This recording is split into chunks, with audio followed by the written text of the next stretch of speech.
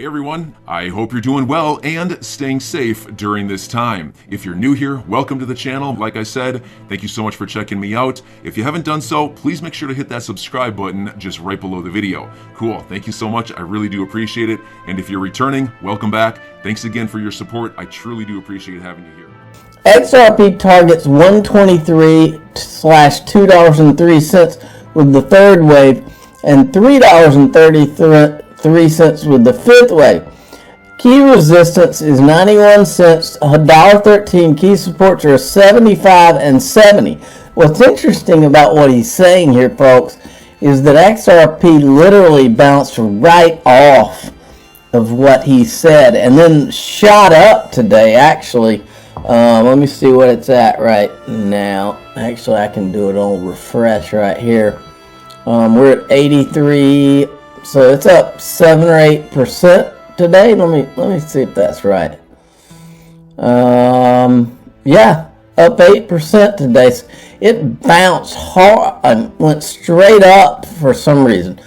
All right, Hassan Al-Anazi. Repeated extensions during the discovery period are aimed at finding a settlement that preserves the prestige of the SEC after its internal corruption is exposed. I mean, what he's saying there, it wouldn't surprise me if that was true. And in fact, it inspired me to tweet this today. I went and grabbed the clip, the screenshot of William Hinman's speech, the Ethereum Free Pass speech. And if you look here, and I literally asked my father, who is the official father of the Digital Asset Investor channel. He ran several companies. He was the president of several companies throughout his life. And I asked him this question. I said, when you were the president of a company, would you let someone go out that worked for you and give something formal like this with the background of your company name and just let him give his personal opinion on some random topic? Or would he be a representative of your company? Of course. And he said, of course he'd be a representative of my company. This is absurd on its face. It even says federal government rules around crypto and ICOs. William Hinman, Director, Division of Corporate Finance, U.S. Securities and Exchange Commission, and it doesn't say anything about personal opinion. I said, does anyone really believe the judge in SEC versus Ripple thinks that was Hinman's personal opinion? I never will.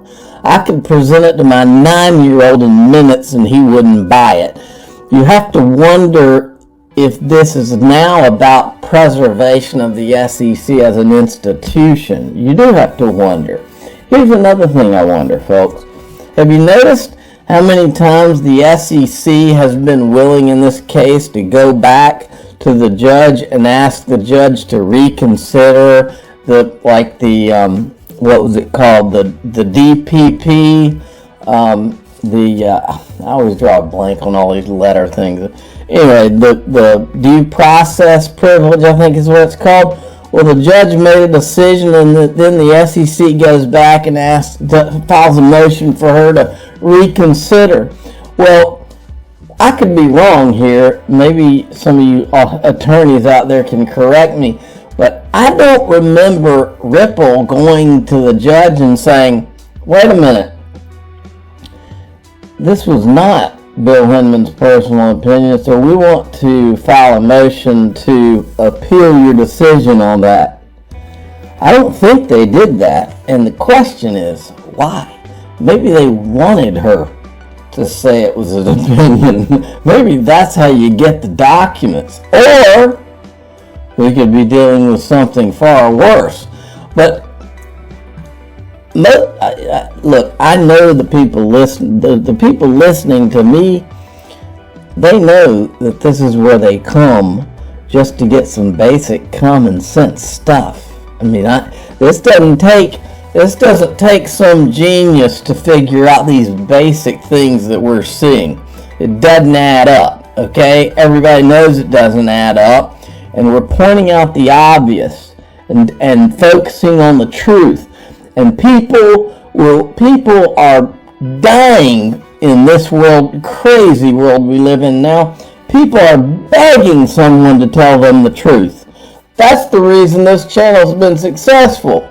That's the reason most people who basically with no budget at all that start giving their opinions on things, if they're telling a truth that nobody else, that the people are being denied, the people show up in droves. It's really a simple concept. If CNBC would listen to my guidance on what they should cover on their channel, they would have the best ratings in the world. But they won't, because the truth is not in line with what they're supposed to talk about or what they've been told to talk about. That's why some random guy in Georgia has an audience at times that rivals these guys that are supposed to be Ivy League or professionals, because they aren't telling the people the truth, and the people are not stupid. They're not. People are smart.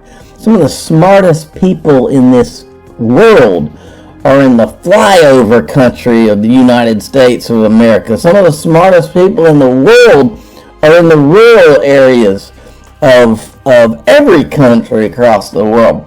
But those people are looked down on by the people these others that are trying to make you think the way they want you to think and feed you a narrative. And that's why this stuff, if we smell BS, I'm going to tell you about it. And one of the things I smell is this idea that the judge actually believes that this Bill Hinman's speech was a personal opinion. Apparently you're not selling it to 3,758, well actually 87.5% of 3,758 people.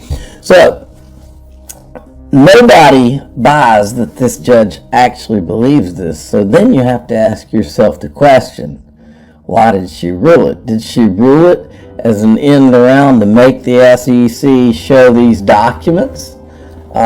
Some of the things they weren't going to have to show if it was declared an SEC, not his personal opinion. That's what I think.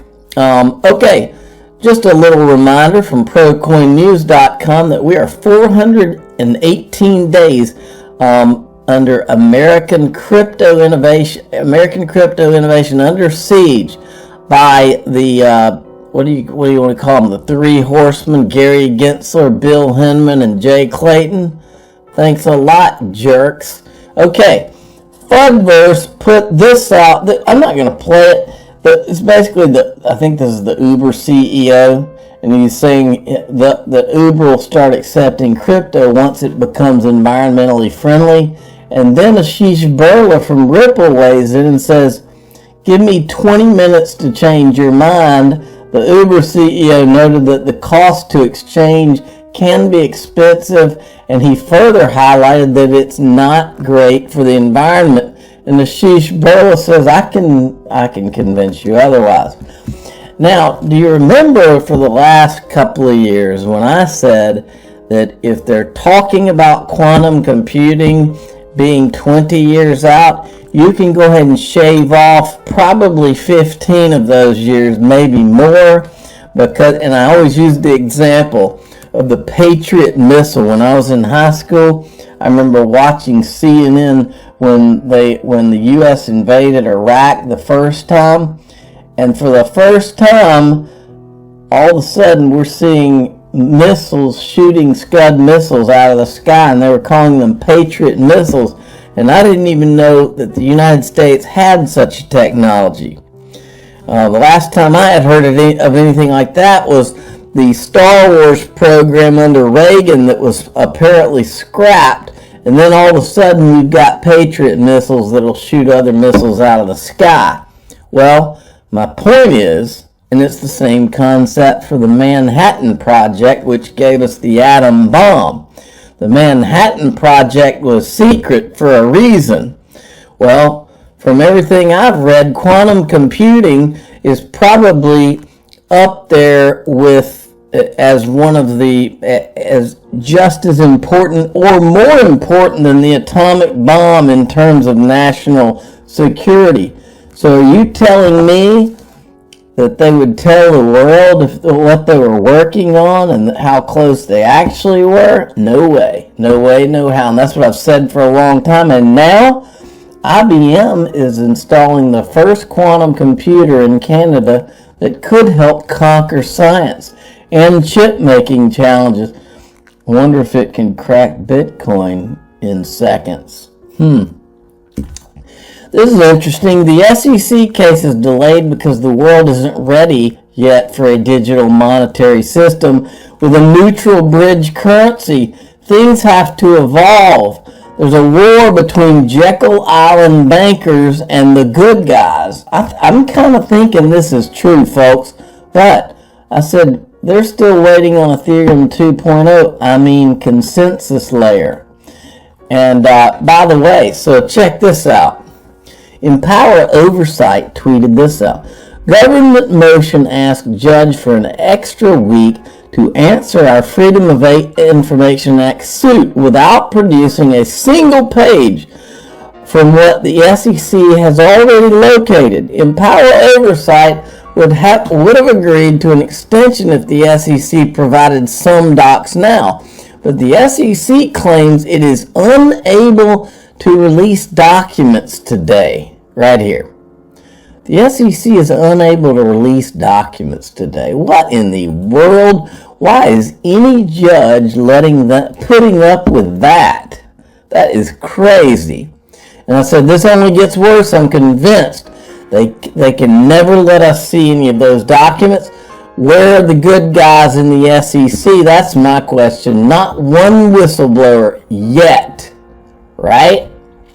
Okay, John Deaton weighed in on this.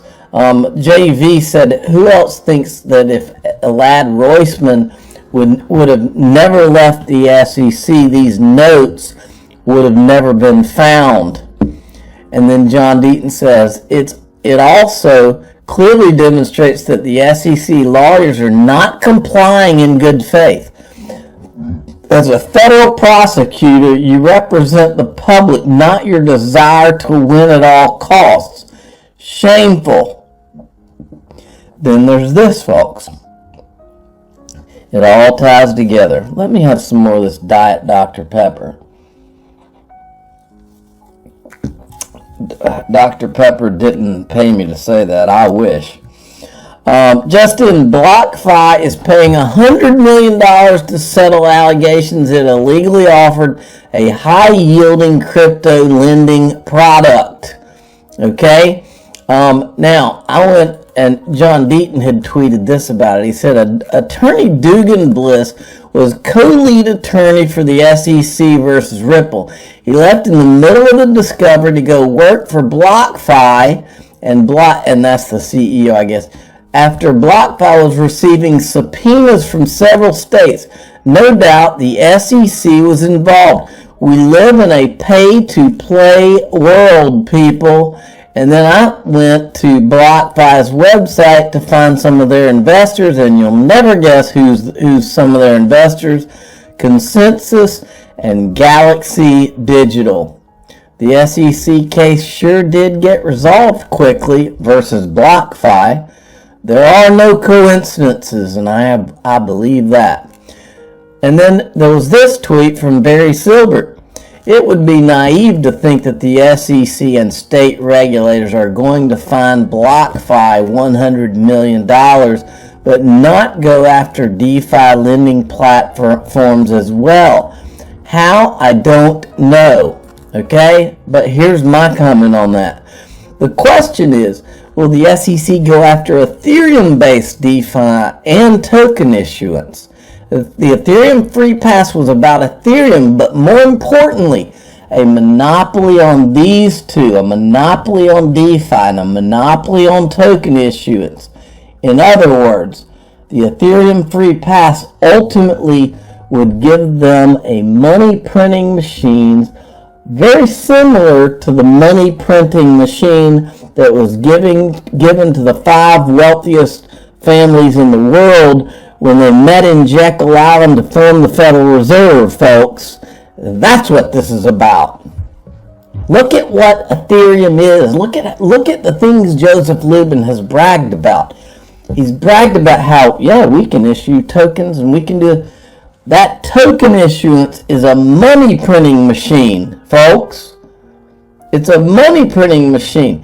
You can go and you can look up JP Morgan's head of their digital assets. I can't remember her name off the top of my, it's Moya, something like that. If you go look at her Twitter handle, she's got a .eth Twitter handle, which brings me to, I think, my next thing. Well, after this one, let me show it to you. Aren't all those .eth Twitter handles supposed to be changed to .consensus layer? You got to get with the Ethereum Alliance PR program. ETH has a stench now, disguise wells and all. Now let's go back to those disguise wells. This is a little video this guy put together on the Dow. And I said here, disguised wells from the Ethereum pre-sale plus the Dow equals house of financial cards. Now listen to this, because the Dow thing, boy, there's some secrets there.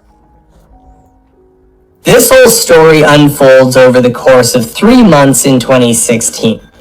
From April to June. The Dow was an Ethereum-based venture capital fund that aims to use code to create an investment firm without a conventional management structure or board of directors. A scheme that's positioned as lightweight and reducing bureaucratic overhead, but really it just translated to an attempt at minimizing human liability for the actions and behaviors of the fund. This unparalleled expression of greed made the major speculative players in Ethereum so horny that during the April and May pre-sale, they funneled 14% of the entire volume of Ether into the Dow's central wallet. Now, because the Dow's underlying code was open source, experts and malicious actors alike were able to pore over it for vulnerabilities, and indeed, vulnerabilities were found. However, because at the end of the day, fleshy humans are the ones actually pushing buttons and making decisions, the actual leadership of the nominally leaderless DAO, horny for money and prestige, decided to launch in late May anyway. 3 weeks later, the DAO's programming was exploited and the attacker was able to transfer 1/3 of the DAO's funds into a holding wallet, about 5% of the entire Ethereum economy, valued at the time around $16 to $17 million.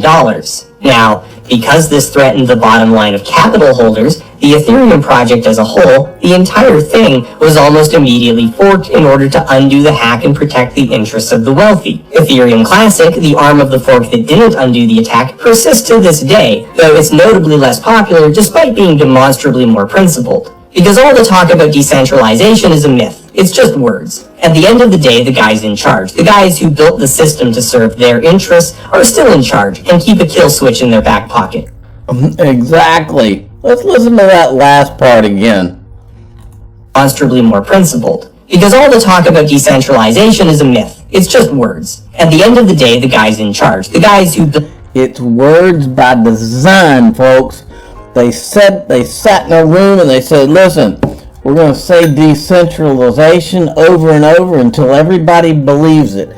Joseph Lubin said in an article himself that it came along at a time where they could create their own reality, and basically he said people would believe it. That is what this has been about. It's a ruse. It's a joke. Okay, now, let's go to this. TAIG had put this out today. He said this SpaceX XRP wallet has some very interesting transaction ancestry history. These accounts, at quick glance, have hundreds of millions of XRP flowing through them, maybe even into the billions. Haven't quite dug through these yet. Check this out. SpaceX. And then, now granted, you can call these things anyway, so this may not be anything, but it's still interesting nonetheless, because there's no question in my mind, based on everything I've seen over the last few years, no question that a lot of the PayPal Mafia guys are the guys that are behind XRP and XLM. Now, I've shown plenty of what I think is proof over the years. But this is something a lot of you may not know. This right here, of all the videos that I've ever put on Twitter, of all the videos that I've uploaded to Twitter, all the different evidence of the SEC case, all the things, this one video right here has more views than any video I've ever put up, and which is why you need to see it again. This is Peter Thiel, okay? And let me read this first. Peter Thiel is the co-founder of PayPal with Elon Musk. Remember, Elon Musk has an obsession with X. He owns X.com. PayPal was called X when it first started. In 1990, this is him in 1999. This was planned long ago. PayPal Galactic was announced in 2013. Nobody has heard anything about it since. The same year, Thiel's Founders Fund invests in Ripple to build a better Bitcoin, Internet of Value. Also, we know that through Stripe was the first investor in Stellar, okay? And they took, I think it was 2% of the XLM, of all of the XLM, and they took that in return for the investment.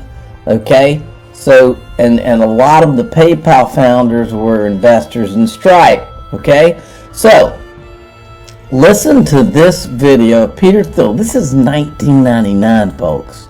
Network, and that's the kind of choice governments like China, India, some of these other countries are going to face. They will either have to shut down the telecommunications network and make it illegal for you to own a cell phone, or they will have to basically give up the kind of monetary sovereignty they've had and the enormous power that they've been able to wield as a result of this kind of sovereignty over the last many, many years.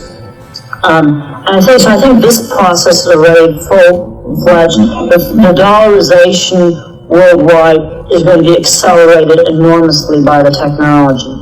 Now, the second thing is a little bit more speculative, and that is that getting rid of money altogether, going from digital dollars, from any kind of government-backed currency to purely private currencies. And what a private currency or private money, I think, fundamentally means is that there is no medium of exchange. You exchange value for value rather than exchanging value for something the government says has value for value. And whenever you have this intermediate step of the government saying something has value, that's where you have the subterfuge, the sort of legerdemain come in, the game of musical chairs, where every now and then a chair gets pulled out, and it turns out that you're the one holding a dollar bill that's all of a sudden become worth a little bit less. And the kind of exchange of value for value, the classic model would have been some sort of a barter model. That obviously has enormous transaction costs associated with it. These transaction costs go down in a digital age.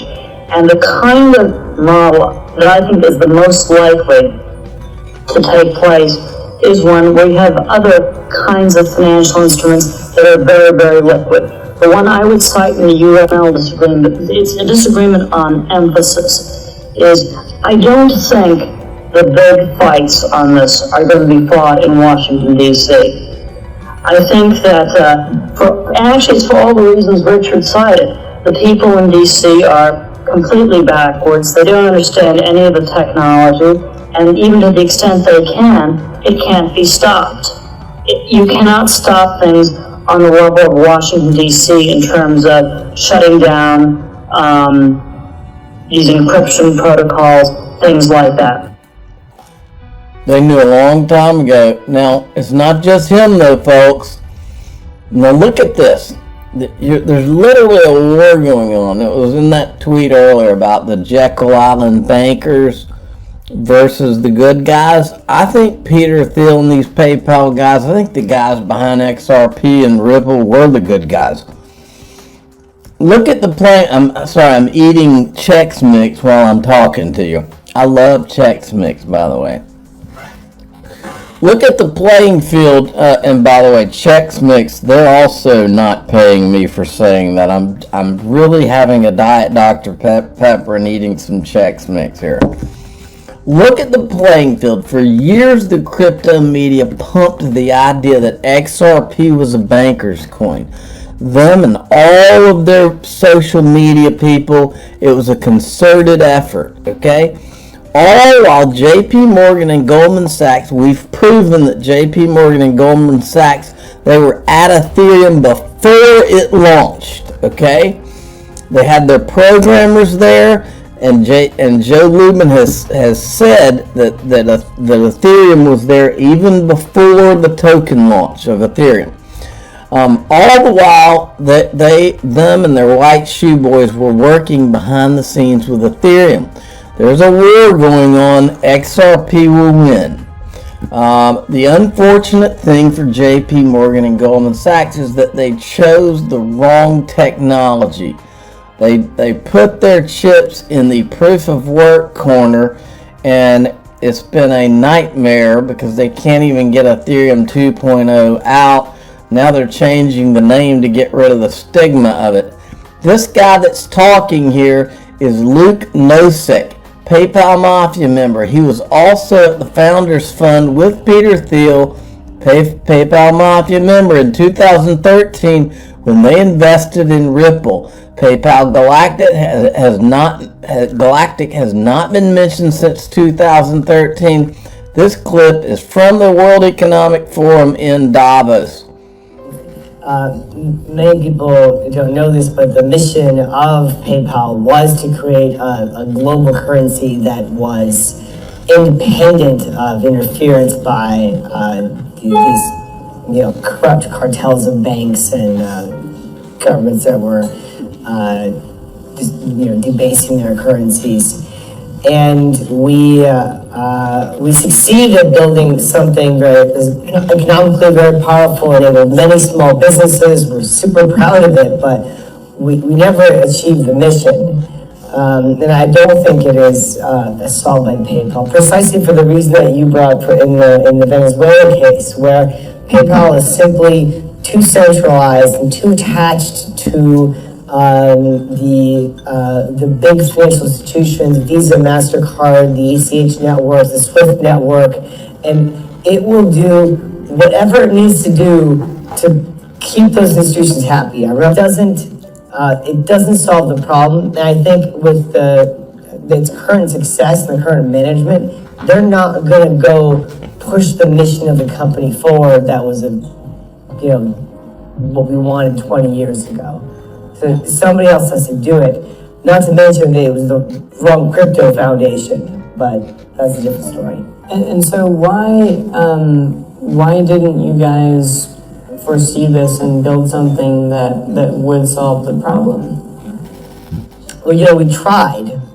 When we were building the company, initially Max Levchin, he started working on his thesis in cryptography.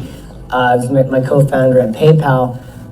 He researched Chaumian blind anonymous digital currencies, and then we said that didn't think that was going to quite work. It was too centralized, and it wasn't quite anonymous. Then I think we just never figured out quite the right algorithm, and we were pressured by investors to just get the product out.